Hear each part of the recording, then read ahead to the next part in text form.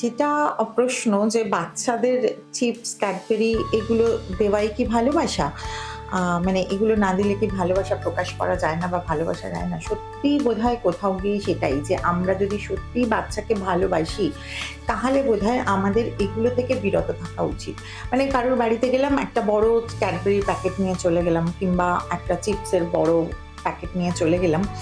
সেটা না করে যদি আমরা এরম করতে পারি যে হয়তো তার ফেভারিট কিছু ফ্রুটস নিয়ে গেলাম বা আমরা হোমমেড কিছু প্রোডাক্ট, যেরকম হতে পারে ক্যাডবেরিজ হতে পারে সেটা হোমমেড, এবং কিছু বিস্কিট হতে পারে যেটা হোমমেড। তো সেটা ইভেন চিপস, আমরা যে চিপসগুলো ছোটবেলায় খেয়েছি সেটাই যদি আমরা এখন হোমমেড কোনোভাবে বানিয়ে, বা অনেকে আছে বানান, সেরম লোকজনের সঙ্গে যোগাযোগ করে তাদের কাছ থেকে নিয়ে আমরা যদি যেতে পারি, সেটা কিন্তু অনেক বেশি শ্রেয় হবে। এবং তার বাইরে তাকে যদি আমরা এটা শেখাতে পারি যে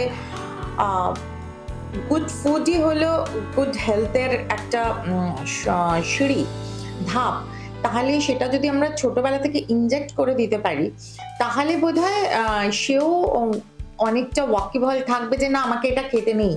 কেউ দিলে সেটা হয়তো খাবেও না।